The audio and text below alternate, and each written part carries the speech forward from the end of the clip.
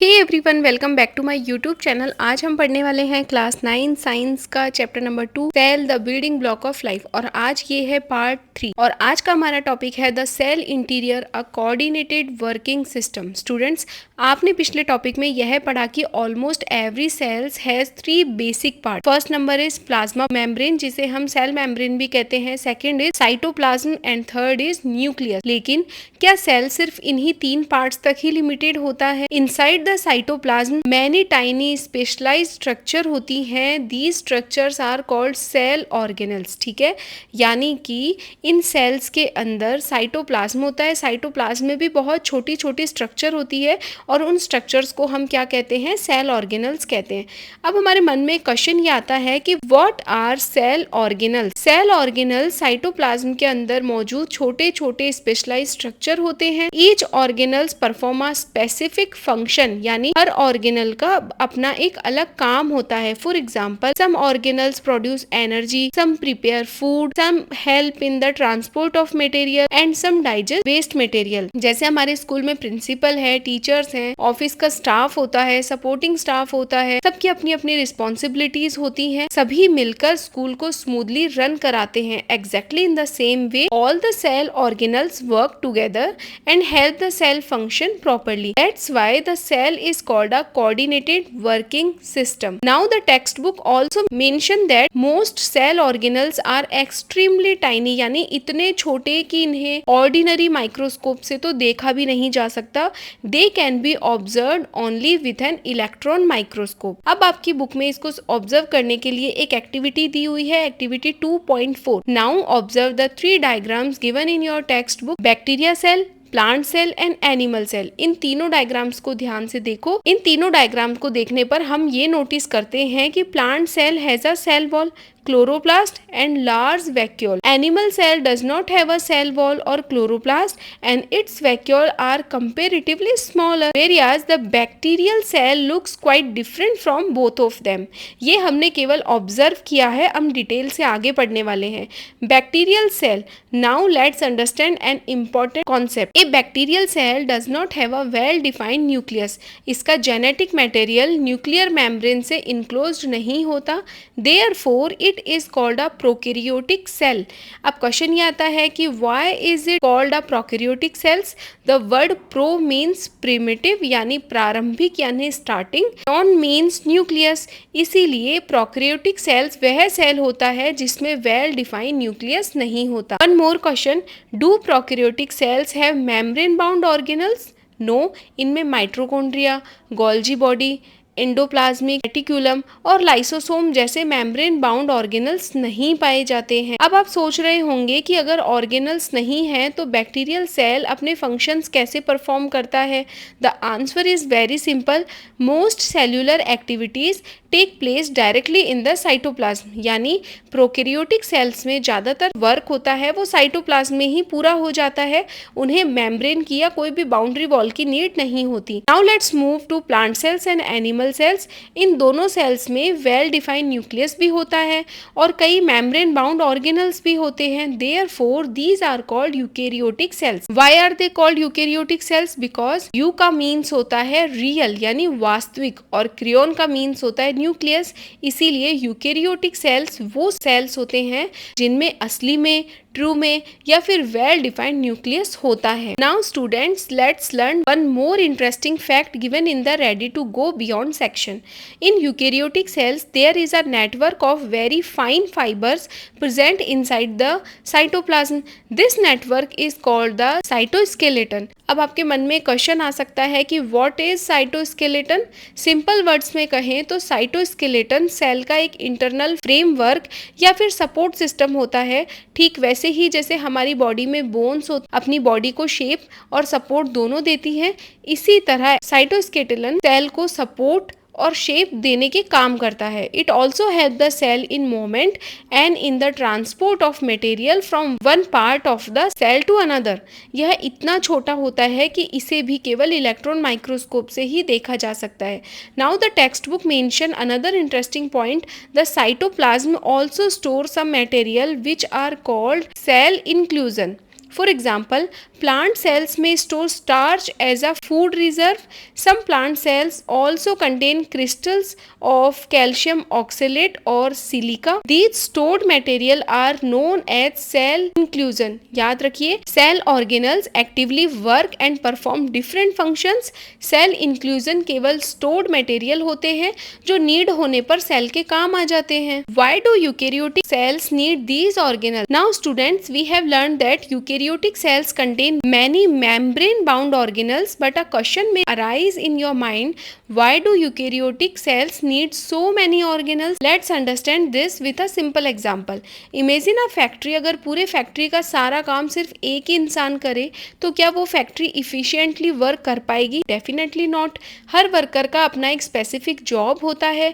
कोई प्रोडक्शन करता है, कोई पैकेजिंग करता है और कोई क्वालिटी चेक करता है और कोई मैनेजमेंट का काम करता है. Exactly in the same way, a eukaryotic cell also work like a tiny living factory. Inside a eukaryotic cells, different cells organelles perform different life process independent and at the same time. यानी सभी organelles अपना अपना काम एक साथ करते हैं. इसी वजह से सेल के सभी फंक्शन efficiently पूरे हो पाते हैं. Now let's see what these organelles do. Some organelles help in building new material that the cell need for growth and repair. Some organelles remove waste material from the cells. Some organelles provide energy required for different cellular activities. यानी हर organelle का अपना specific function होता है और ये सभी एक साथ वर्क करते हैं तभी सेल प्रॉपर फंक्शन कर पाती है. So we can say that no single organelle can perform all the function of the cell alone.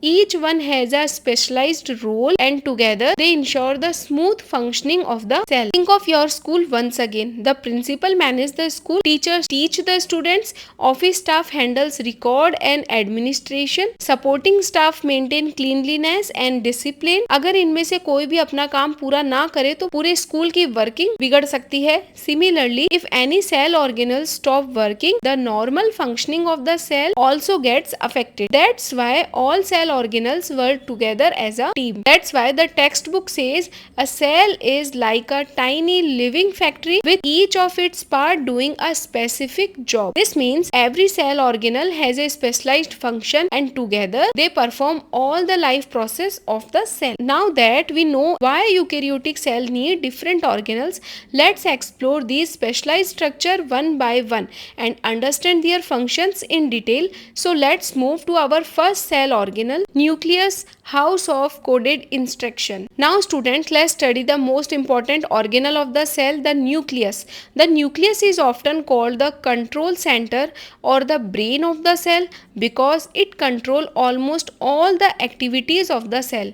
But today's heading says house of coded instruction. Now a question may arise in your mind, why is the nucleus called the house of coded instruction? Let's understand this step by step. The nucleus is surrounded by a double layered covering called the nuclear membrane. याद रखना है कि जो nucleus होता है वो double layered covering का होता है जिसे हम न्यूक्लियर मेम्ब्रेन कहते हैं. यह न्यूक्लियर मेम्ब्रेन न्यूक्लियस को साइटोप्लाज्म से बिल्कुल अलग रखती है, लेकिन यह पूरी तरह बंद नहीं होती. इसमें छोटे छोटी ओपनिंग्स होती हैं जिन्हें हम न्यूक्लियर पोर्स कहते हैं. These nuclear pores allow the movement of material between the nucleus and the cytoplasm.